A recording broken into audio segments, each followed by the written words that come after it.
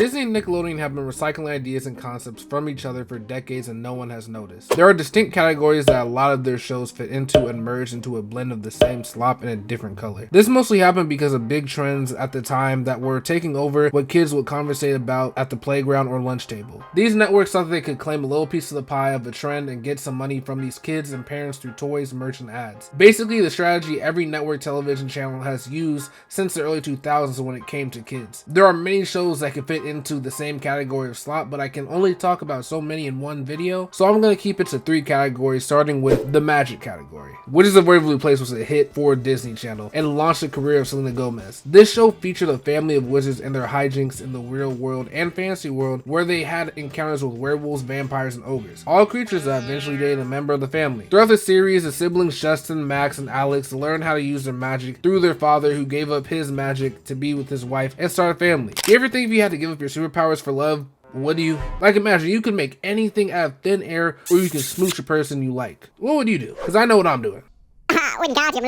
In this show, they navigate their challenges of being regular teenagers and wizards. They focus on their sibling rivalry as they compete to become the family wizard, a title that grants the full magical powers to one member of the family when they come of age, which also kind of sucks. Like, why do wizards need population control? They're awesome. This show was really the spark that blew open the door for the genre of magic and monsters in kids television. Power Rangers has always followed the trends of the time when it comes to the gimmick they choose to use in the season. From cars to space to dinosaurs, they've always had their fingers on the pulse. And it's nothing different when it comes to Power Rangers Mystic Force. This season came just in time for the magic trend. In this season, we got to see the Power Rangers mixed with the fantastical world of magic, ghouls, and goblins with an awesome theme song. Great season, I cannot lie. Monster High was a web series that featured the kids of a bunch of famous monsters like Frankenstein, Dracula, sea monsters, mummies, and all that stuff. And I guess I'm having a Mandela effect moment or something, because I could have sworn these shorts played all the time on Nickelodeon, but I guess it was all online, even though I didn't go online to watch shows like ever. I don't know, that's pretty weird to me. But a show that I can guarantee was on Nick was Every Which Way. When I first laid eyes on the show, I just knew it was a Wizards of Waverly Place ripoff, a clone, a imposter, with some soap opera elements thrown in. This was supposed to be the answer to Disney's Wizards of Waverly Place if it came out 7 years ago when Wizards was actually airing. Yeah, that's right, they released this show in 2014, far after the magic trend was super big. But that didn't stop them from doubling down with things like House of Anubis, a series that took the magic elements from the past few years and added some mystery to it, which makes it an interesting watch. It only lasted for 2 years, but managed to squeeze out 190 episodes. A feat that doesn't come easy at Nickelodeon Studios, let alone any kids network. But something unique about this show was that it was set and filmed in the United Kingdom. Get in it, bro. Just like the inspiration for this whole genre of kids TV, Harry Mother freaking Potter. You're a wizard, Harry.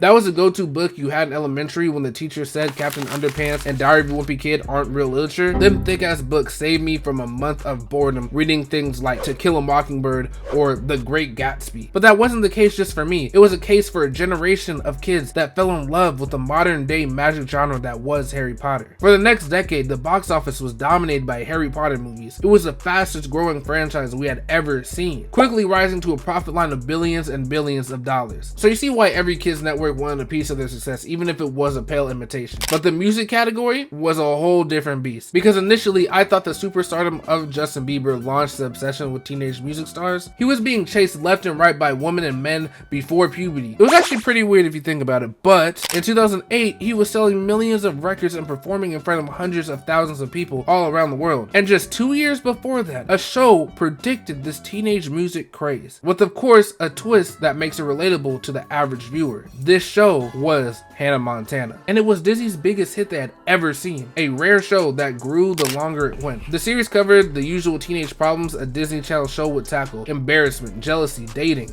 but with a twist of a double identity, a musical superstar that deals with essay deadlines right after performing for a sold-out crowd singing a #1 single, something that most kids could only dream of doing. And doesn't hurt that the songs were actually good. Hannah Montana's first 3 albums went #1 on Billboard and went platinum 2 2, 3, 4 times. It was outrageous. Disney was making money from every which way with Hannah Montana, but when it finally came to an end, they could never really replicate that success. They had a short-lived show in Jonas that never really took off beyond its first season and the cult fan base. Shake It Up was mediocre at best, but it did launch a career of Zendaya, so it's an overall net positive for me.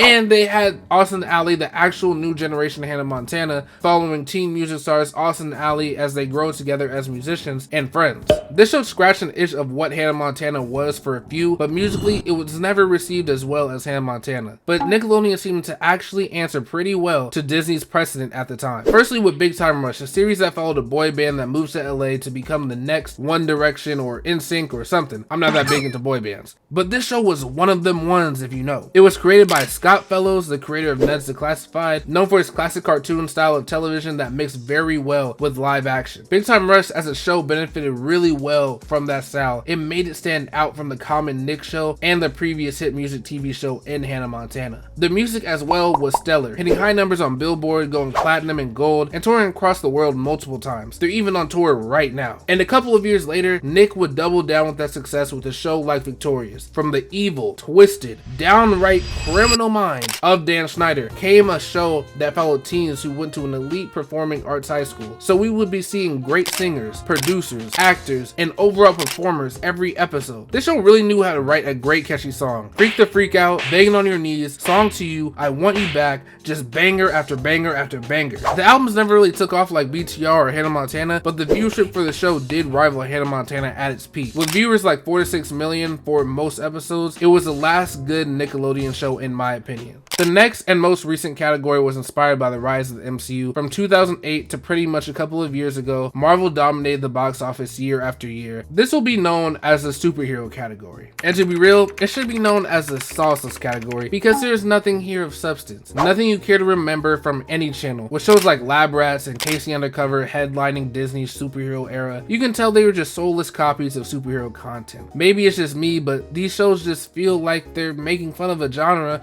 with the most generic plots and ridiculous CGI you'll ever see. With Nickelodeon, it's no different, with a ripoff of the Fantastic Four, with the Thundermans, and a ripoff of Batman and Robin with Henry Danger. Pause. On the bright side, this show made me realize we still really need a live action Batman and Robin, either on the big screen or the small screen. I don't mind as long as it's not as bad as Titans. That's disgusting! Unpause. This category seemed to be the most gluttony and greed filled in my opinion just because they went on for far too long. The Thundermans went on for almost 100 episodes and got a movie years later. And Henry Danger went on for 5 seasons and got 2 spin-offs and apparently will have a movie soon. Disney followed their usual 3-season structure with Lab Rats and Casey Undercover, but that didn't stop them from doing the whole weird thing with giving a 4th season to Lab Rats but under a different title, and then doing a shameless spin-off with Mighty Med that lasted for a season. But a super underrated show from Nickelodeon was Super Ninjas. It followed 3 teen ninjas who were chosen to be vigilante ninjas in their city by a ninja's grandfather. It's like a mix of Spider-Man, Batman, and Power Rangers. It's not the greatest thing, but it's not as bad as the rest. Plus, it introduced most people to Ryan Potter, who went on to be Beast Boy and Hiro Hamada in Titans and Big Hero 6. Okay, so at the beginning of this video, I said I was going to talk about 3 categories, but I can't not just mention one of my favorite categories, and that is the iCarly failures. iCarly was ahead of its time. That monster had his nasty little fingers